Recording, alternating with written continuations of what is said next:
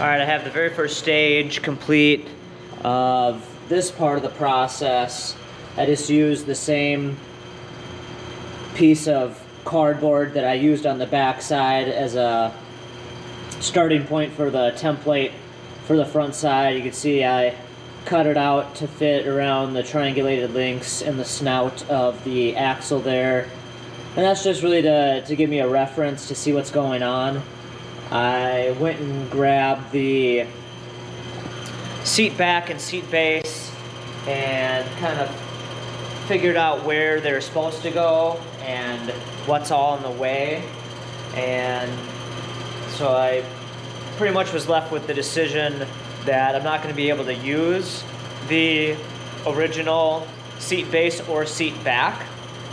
I would just have to modify them so heavily there won't even be a point to do it. For the seat base, I will just have basically build it out almost like a sub box or something with some MDF or some high quality plywood or something as a base, and that'll just be a flat section here and then a front section here. And so it'll look like the original seat base, but it's not going to have all of the padding of the original seat base. You can see this is the base of the original seat. You can see it's about 8 or 9 inches tall right here, and then it tapers down to the back where it goes underneath the back of it. And I would just have to modify so much of this that it's not worth it. So we'll keep the same overall form as far as how it's going to be on the outside, but it'll just be a piece of wood with some heavy duty foam and then the upholstery on it that slides in right here, goes across, and then comes down, and that's where the cushion kind of wraps around to make it look like it's a big, thick factory seat. The seat does come out to right about here. It doesn't come out to here. It comes out to right about here. And there's a filler panel you can see right there. That filler panel comes across here and fills in from the floor up to the seat. So what I decided to do was to make this part high enough that it goes over this part of the axle, and this is jacked up as high as it can go, and I'm leaving myself a little more than 1/4 inch of clearance here. And this is at the rear end's probably about 3/8 of an inch higher than ground even, because I made more suspension travel than the earth basically. So when this is laying on the ground, it still has some upwards travel because I don't want to have everything bottom out while it's laying on the ground. So this should be having 1/4 inch of clearance here, should be plenty. I'll have to do a recess for the real far back part of the triangulated link and for this part of the housing there, but from about here forward it can just be one flat sheet, and I'll build it out to this cross member, which is pretty beefy and I'm leaving in. And so I'll build vertical up here over to here and build the whole panel flat across, and then at this height is where the drive shaft tunnel will come off. And you can see I put this pink string here on the snout of the transmission up and through the top of the pinion here. And so that represents kind of the highest point that the drive shaft is going to be. So we need to make sure that the drive shaft tunnel is going to completely encompass that. And so if we build the floor up about 1/4 inch or higher above this, come out to here, and then from there do a tunnel forward, that will have plenty of room for the drive shaft. And then this is tall enough here that from the back side you can still get to these body mount bolts and be able to take them in and take them out and everything like that. And then I had cut this previously to clearance for the mounts here, and so next time the body's back off the chassis, I'll just box that back in and take care of all that stuff. So that's where we're at. This is the first thing I did was built this, a whole lot of stretching to curve this around. And as you've seen, as I did in the back, I just took a flat piece of sheet metal, broke it into a 90, and then stretched this edge until I got the profile to match. There's a pretty big shadow here, but it actually fits nice and tight.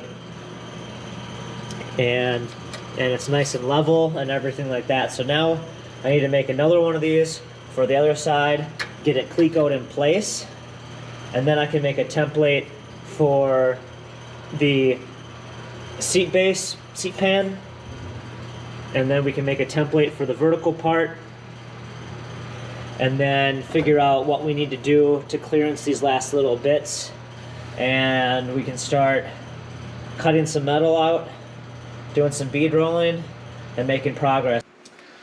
Alright, so I have all of the templates made now for this section of the tin work. Everything is fit good enough to transfer to metal.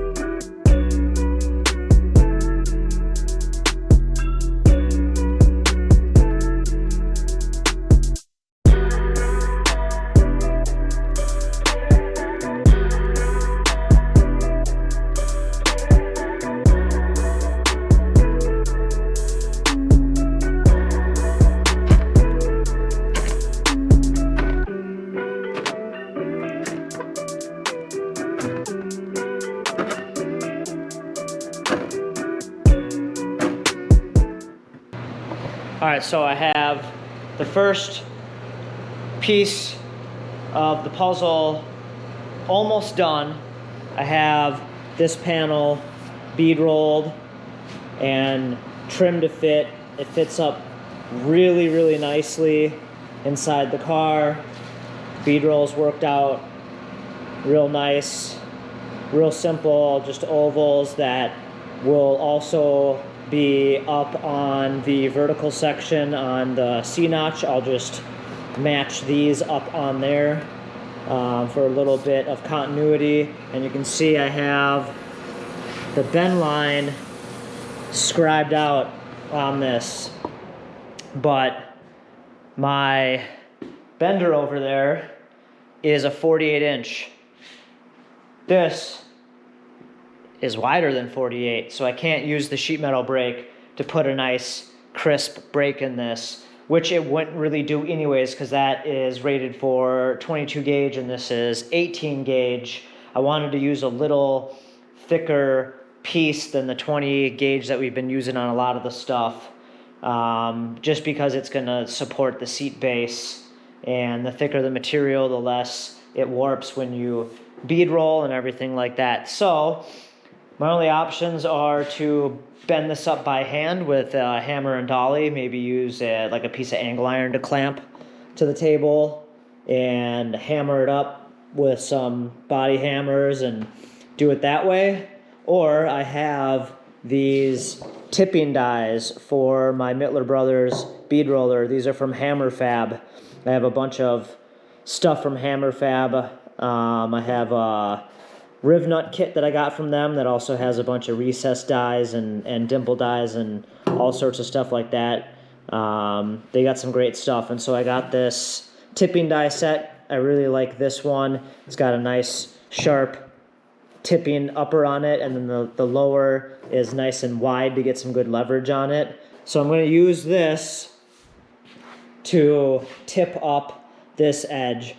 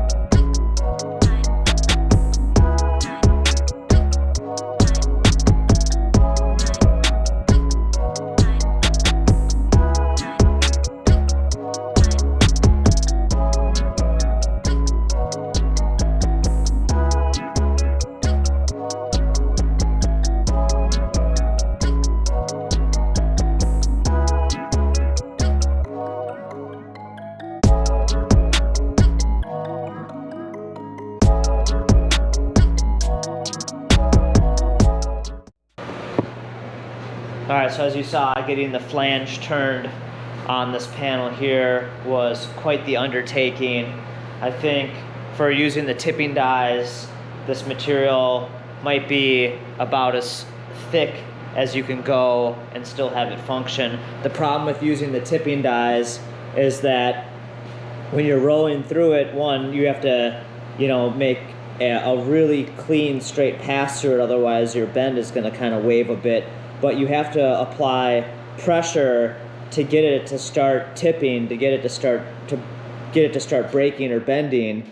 And when you're doing that, the panel is getting a little bit of a bow in it as you go, and so it's not making the most crisp bend. It's putting a decently crisp line in it, but then everything on this side of the panel and the long side is kind of getting that arc or that bow in it. And so I'm sure, I don't have a lot of experience using these, and so I'm sure there's a better way to do it, and as I use them more, I'll get better at it.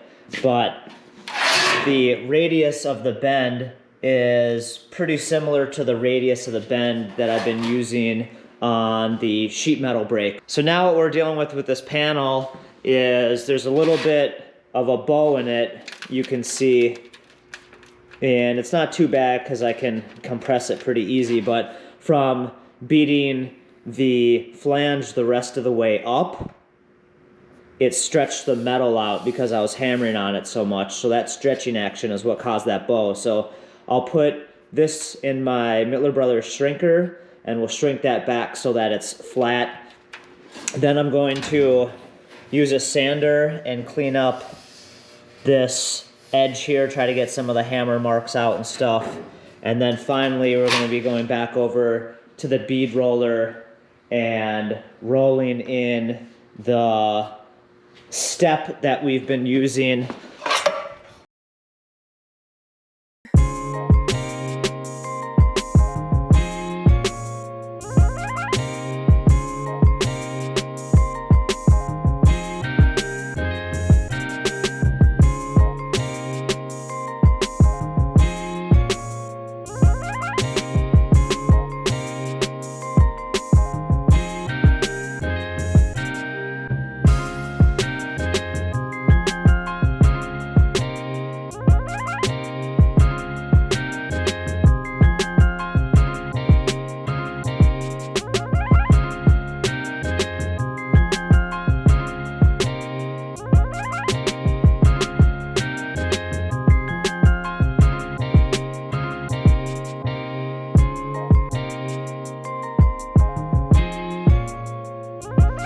All right, I got the panels where I want them, and so the next step here is going to be to remove everything and spray some of the Steelit weldable primer on all of the bare metal surfaces that will be touching each other so that there's no chance of any of that rusting. So we'll get that painted up, let that dry, and then we'll come back and get all of that stuff welded in place. Once that's welded in place, then we can make the seat pan piece here. Be doing that out of a little bit thicker 18 gauge metal. We'll bead roll this, then we'll cut out the reliefs, then we'll trim it to fit, and then we'll get that welded in place, and then this section of the floor pan will be done, except for doing the little box sections for the reliefs there. And then we can get to working on the drive shaft tunnel here and work our way forward.